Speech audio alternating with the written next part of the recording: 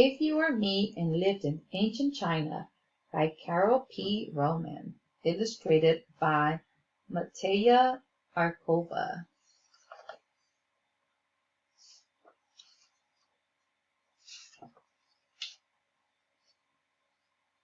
If you were me and lived in ancient China, you would have been born almost 1900 years ago in the year 150 AD.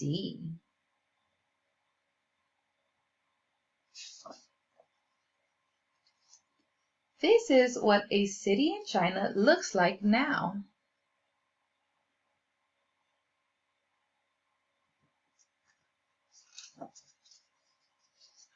This is what it might have looked like 2,000 years ago. What are some differences? What has stayed the same? How does it differ from your home?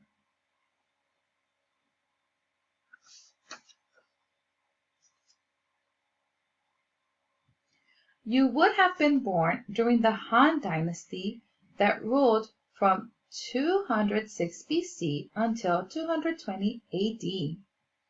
A dynasty is a long line of family members that rule an area or region. The Han Dynasty was very important in Chinese history. It was one of the longest dynasties, lasting over 400 years. During its rule, the civic service was established, creating a strong and organized government. The Han Dynasty is often called the Golden Age of ancient China. People were encouraged to write poetry and literature. Paper was invented, making it easy to read. A type of fine china called porcelain was created and exported all over the world.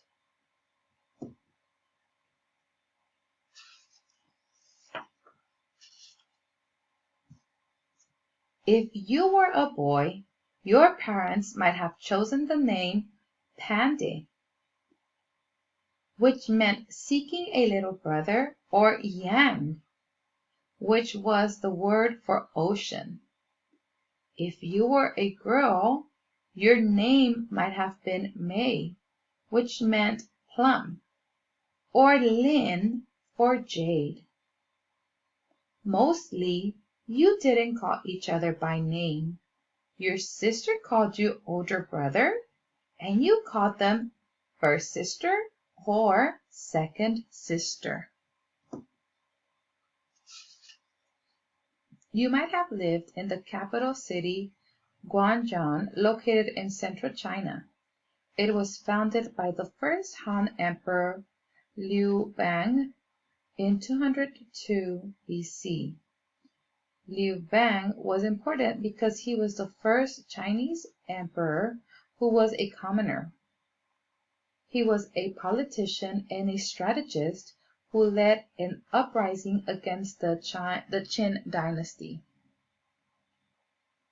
Guangzhou was a very busy city with more than 250,000 people living there. It was an economic, political, military, and cultural center for China. All important roads converged there, most importantly, a trade route called the Silk Road. The Silk Road was a major thoroughfare that connected cities all over China to the rest of the world, making towns and their products available. Merchants traveled in caravans, bringing products to trade from foreign markets, then took Chinese exports like silk to European cities. The Silk Road brought wealth into China, creating a new class of people called merchants. The Roman Empire sought Chinese silk, making these Chinese merchants very rich.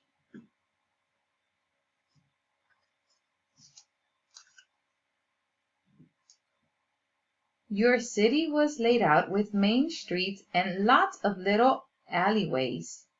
The town itself was surrounded by a thick wall made of earth and rocks for protections from bandits and people who wanted to invade it.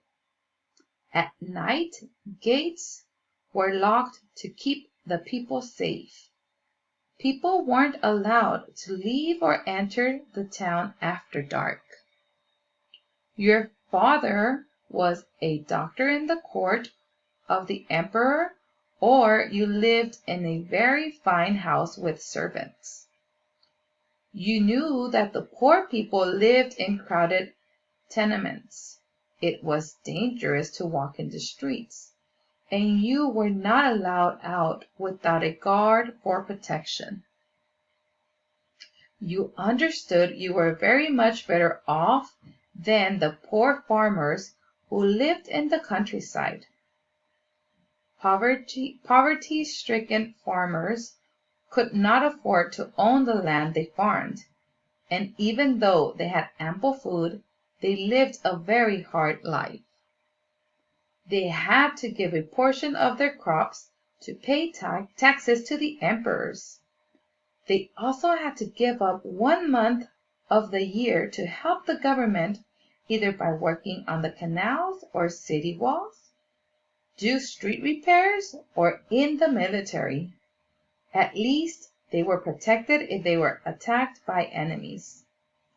Craftsmen and merchants were left out to fend for themselves outside the protective walls because they were considered unimportant.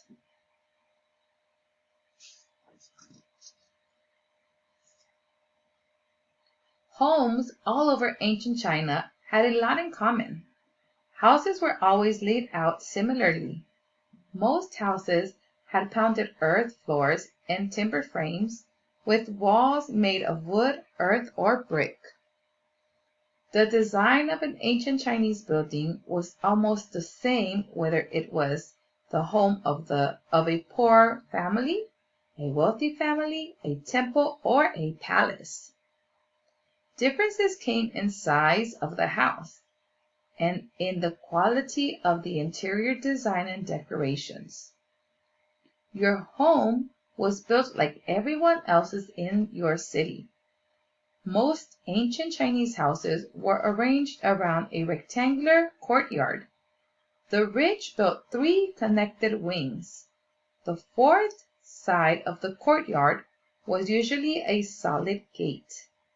This created a rectangular area protected on all 4 sides by the wood and the earth structure of the house and gate.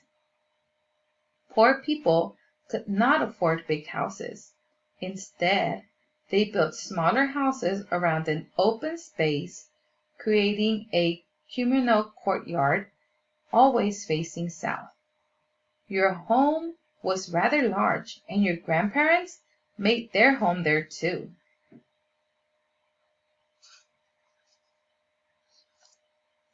Inside your home was an area partitioned off for sleeping. There was no spot devoted to meals. You ate your meals wherever your grandmother felt like having it served on that day. When there was nice weather, your servants served the food outside in the courtyard.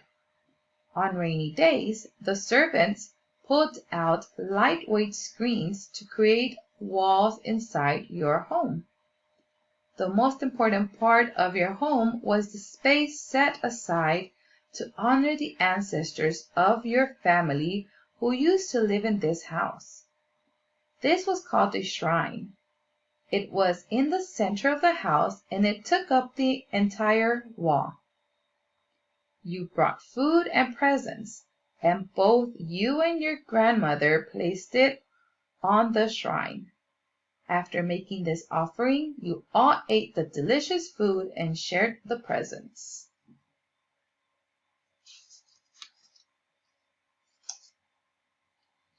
The type of food people ate depended on where they made their home in China.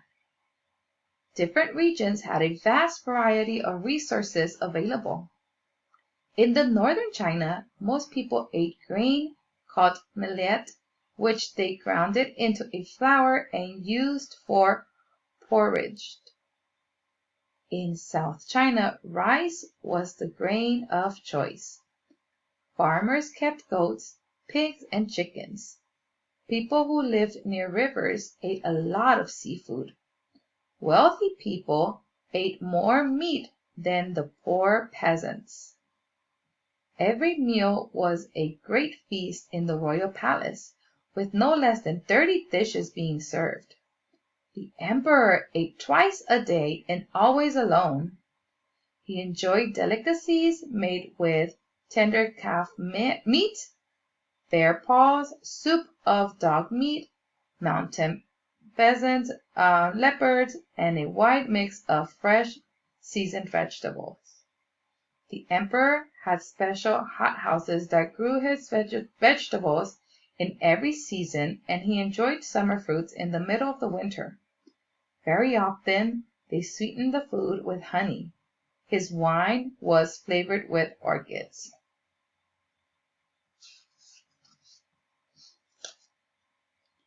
Kitchens were set up in a small area or building separated from the living space or house. There was always a special plate in the kitchen with a little shrine for the kitchen god too. They were not allowed to go in there on your own. It was strictly for servants and perhaps your grandmother. In your house, your grandmother often served chicken. The emperor insisted the local farms raised chicken, making it available to everyone. It was always on the table for honored guests and special occasions. You knew what set your home apart from a poor one was not the dishes but the expensive spices that went into them. Chili peppers and other flavoring were included in your grandmother's recipe. Anything she made with sweet and sour sauce was your favorite. You loved watching the family cook, used chopsticks to stir the food. You liked playing with them when no one was looking, but mostly they stayed in the kitchen for preparation of the food. You had heard that some families were using them to actually eat with, and when you told your grandmother, you both had a good laugh about it. Even though you were wealthy, you had very little furniture. What your family did was elaborate and painted beautifully. Furniture was used in the bedroom, study, and the hall. Your furniture was made of mahogany, sandalwood, and blackwood. Most houses had a conch bed, and yours was very grand. This was an elevated platform with an area underneath to build a fire or run pipings filled with hot water or air. It was also used as your sitting and eating place. Along the walls in your bedroom were clothing racks holding your clothing. Folding screens were used throughout the house to create privacy and separate the space. Your father was the head of the house, and your mother and the rest of the family had to obey him at all times. Your mother took care of the children, and you knew when the time came your parents would choose a wife for you. You had very little to say in their decision. Your father's parents lived in the house with you, and you showed them tremendous respect all the time. They taught you many things. The most important was that you revered your ancestors. You knew that you must as well as pray often for them as the family shrine in the house. This was a major part of your religion called Confucianism, named for the teacher Confucius. All right, my students, and I will stop right here. Again, this was our first part of If You Were Me and Lived in Ancient China by Carole P. Roman. I hope you all enjoyed our little reading and you were able to compare some similarities from your culture and from your ethnicity. Remember, we are all different and we all learn from one another. Have a good one.